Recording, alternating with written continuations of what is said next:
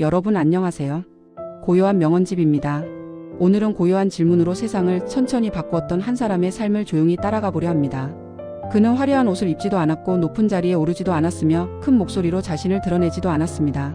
그럼에도 시간이 흘러 세월이 먼 곳까지 이르렀을 때 사람들은 그가 남긴 단 한 가지 태도 때문에 그의 이름을 기억하게 되었습니다.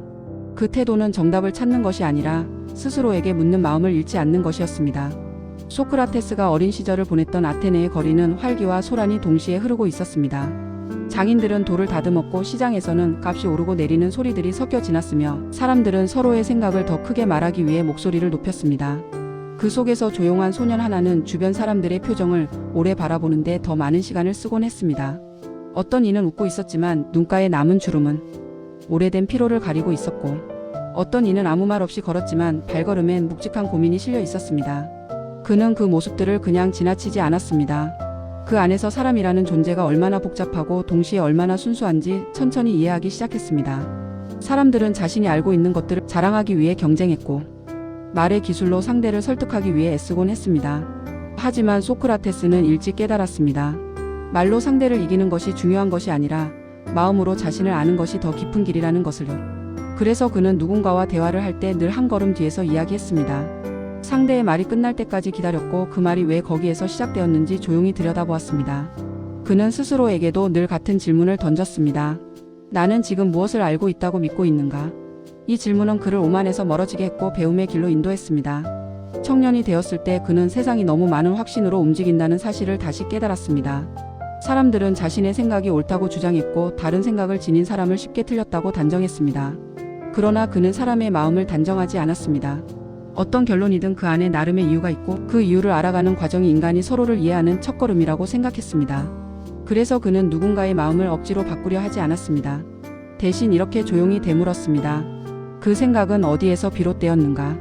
이 질문은 누군가를 비판하기 위한 것이 아니었습니다.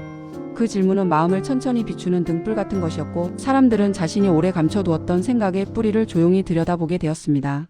어떤 이들은 말하지 않던 감정을 처음으로 꺼내놓았고 어떤 이들은 스스로도 몰랐던 두려움을 천천히 바라보게 되었습니다. 그는 그저 옆에 서 있을 뿐이었지만 사람들은 그의 존재 안에서 마음이 조금씩 정리되는 것을 느꼈습니다. 그러나 그의 조용한 방식이 모두에게 편안함을 주었던 것은 아니었습니다. 어떤 이들은 그의 질문이 기존의 질서를 흔들고 있다고 여겼고 어떤 이들은 젊은 이들이 그의 말에 영향을 받아 변하고 있다고 불안해했습니다. 그는 자신이 누군가를 흔들려고 한 것이 아니라고 말했지만 그의 말은 이미 사람들의 마음을 다른 곳으로 이끌기 시작하고 있었습니다. 세상은 종종 진실한 고요를 두려워합니다. 소크라테스는 그 사실을 알고 있었지만 자신의 방식이 옳다고 말하지도 않았습니다. 그는 단지 자신이 지켜온 마음의 태도를 그대로 유지하고 있을 뿐이었습니다. 소크라테스의 이름이 아테네 전역에 알려지기 시작한 것은 어느 날 갑자기 이루어진 일이 아니었습니다. 그는 누구보다 천천히 움직였고 말도 적었으며 자신을 드러내고자 하는 마음도 없었습니다. 그런데도 사람들은 그의 곁으로 모여들기 시작했습니다. 어떤 이들은 지혜를 얻기 위해, 어떤 이들은 자신의 혼란을 정리하기 위해 그와 대화를 나누고 싶어 했습니다. 그가 말하는 문장은 화려하지 않았고 그가 던지는 질문은 짧았습니다. 그러나 그 짧은 물음 안에서 사람들은 자신이 스스로를 속이고 살아온 부분을 발견했습니다. 그가 가장 자주 했던 말은 이것이었습니다. 나는 내가 아무것도 모른다는 것을 안다. 이 말은 겸손의 표현이 아니라 배움의 문을 여는 마음의 자세였습니다. 그는 자신이 부족하다는 사실을 부끄러워하지 않았고 알지 못하는 것이 오히려 인간을 더 깊게 만든다고 믿었습니다. 이 말은 젊은이들에게 특히 큰 울림을 주었습니다. 왜냐하면 세상은 그들에게 항상 더 많이 알고 더 빨리 이해하며 더 확신을 가져야 한다고 요구했기 때문입니다. 그러나 소크라테스는 그 모든 요구를 조용히 내려놓는 용기를 보여주었습니다. 그의 대화 방식은 점점 더 많은 이들의 마음을 열었지만 동시에 더 많은 이들의 불안도 불러일으켰습니다. 기존의 가치관을 절대적으로 믿고 있던 이들은 그가 사람들을 혼란에 빠뜨리고 있다고 주장하기 시작했습니다. 특히 젊은 이들이 그의 주변에서 질문을 던지기 시작하자 사람들은 그 질문이 도시의 질서를 흔들고 있다고 생각했습니다. 그러나 소크라테스는 단 한 번도 사람들에게 기존의 질서를 부정하라고 말한 적이 없었습니다. 그는 단지 스스로를 돌아보라고 말했을 뿐이며 그 말은 결코 공격이 아니었습니다. 하지만 때때로 사람들은 스스로를 돌아보는 일을 가장 두려워합니다. 그는 누군가에게 자신을 따르라고 한 적이 없었습니다. 제자를 만들려 하지도 않았고 유명해지고 싶은 마음도 없었습니다. 그는 자신이 배움의 길 위에 있는 사람일 뿐이라고 생각했습니다. 그러나 사람들은 그를 스승이라고 불렀습니다. 그는 자신의 이름이 높아지는 것을 원하지 않았지만 그의 조용한 방식은 오히려 더 많은 이들에게 퍼져갔습니다. 그러던 어느 날 소크라테스는 법정에 소환되었습니다. 그가 젊은 이들을 타락시켰다는 이유, 도시의 신을 인정하지 않는다는 이유를 들어 그를 고발한 사람들이 있었습니다. 사람들은 그가 강하게 반박하거나 자신을 변호하기 위해 큰 목소리를 낼 것이라고 예상했습니다. 그러나 그는 조용히 법정에 나섰고 언제나 그랬듯 자신의 마음을 있는 그대로 이야기했습니다. 그는 자신이 무엇을 해왔는지, 어떤 마음으로 살아왔는지 차분하게 설명했습니다. 그 말에는 화도 두려움도 증오도 없었습니다. 그저 진실을 잃지 않으려는 한 사람의 고요한 순결만이 있었습니다.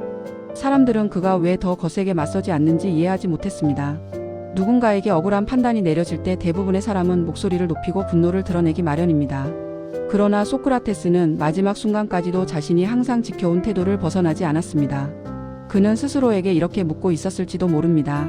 나는 지금도 내가 믿어온 길 위에 서 있는가? 이 질문은 그를 지탱했고 그의 마지막까지를 함께했습니다. 독배가 그의 앞에 놓였을 때 그는 그 잔을 거부하지 않았습니다.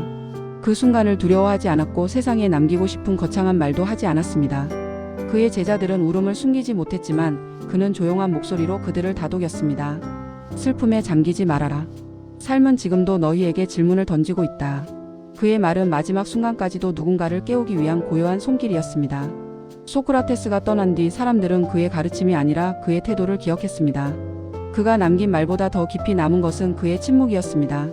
그 침묵 속에 담긴 단단함, 겸손, 그리고 흔들리지 않는 마음의 자세는 세월이 흐를수록 더 선명해졌습니다.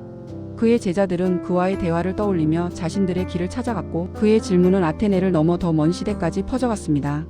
그가 우리에게 남긴 가장 중요한 물음은 이것이었습니다. 너는 어떤 마음으로 살아가고 있는가? 이 질문은 소리 없이 다가오지만 마음을 깊게 흔듭니다. 우리는 때때로 정답을 찾는데 너무 많은 힘을 쓰지만 소크라테스는 그보다 더 중요한 한 가지를 알려주었습니다. 정답의 크기가 아니라 마음의 방향이 삶을 결정한다는 사실을요. 삶은 언제나 선택의 연속이고 그 선택 앞에서 우리는 종종 흔들립니다. 그럴 때마다 소크라테스의 방식은 우리를 조용한 자리로 데려갑니다. 스스로에게 묻는 자리, 내가 정말 원하는 것이 무엇인지 천천히 바라보는 자리였습니다. 그는 사람들에게 지식을 주지 않았습니다. 대신 사람들이 자신의 무지를 인정하고 그 무지 속에서 다시 배우려는 마음을 갖도록 도왔습니다. 그는 이렇게 말했습니다. 스스로를 속이지 말아라. 이 말은 오늘 우리의 마음에도 그대로 스며듭니다. 그의 죽음은 비극처럼 보일지 모르지만 그는 그 순간에도 자신의 삶을 완성하고 있었습니다. 그의 결말은 패배가 아니라 증명이었습니다. 누구도 흔들 수 없는 마음의 중심을 지키는 것이 얼마나 깊은 용기인지 보여준 증명 말입니다. 그는 마지막까지 자신의 질문을 이어갔고 그 질문은 오늘 우리에게도 여전히 살아 있습니다. 우리가 하루를 살아가며 여러 가지 선택들 앞에 설 때 소크라테스는 조용히 묻습니다. 너의 삶은 지금 어떤 방향을 향하고 있는가? 이 물음은 부담이 아니라 마음을 가볍게 해주는 손길입니다. 왜냐하면 이 질문은 우리를 비난하려는 것이 아니라 다시 시작할 수 있는 힘을 주기 때문입니다. 오늘도 우리는 많은 생각을 품고 길을 걷습니다. 그 길이 혼란스럽게 느껴질 때 소크라테스의 이야기는 우리를 다시 고요한 자리에 놓아줍니다. 그 자리는 어떤 답도 요구하지 않는 자리이며 그저 마음을 바라보는 자리입니다. 그는 우리에게 거대한 가르침을 준 것이 아니라 가장 작은 마음의 움직임을 지키는 법을 알려주었습니다. 그 작은 움직임이 결국 삶을 바꿉니다. 그의 삶은 오래전에 끝났지만 우리가 스스로에게 던지는 질문 속에서 그는 지금도 살아 있습니다. 고요하게, 흔들림 없이 삶을 두려워하지 말라고, 자기 마음을 속이지 말라고, 천천히 조용히 말해주고 있습니다. 그리고 이 고요한 물음이 여러분의 하루에도 작은 향처럼 머물러 준다면 좋겠습니다. 만약 오늘 이야기에서 마음에 닿는 문장이 있었다면 조용히 걸어가는 이 채널의 길에 함께 해주세요. 구독과 좋아요는 이 고요한 여정을 이어가는 데 큰 힘이 됩니다.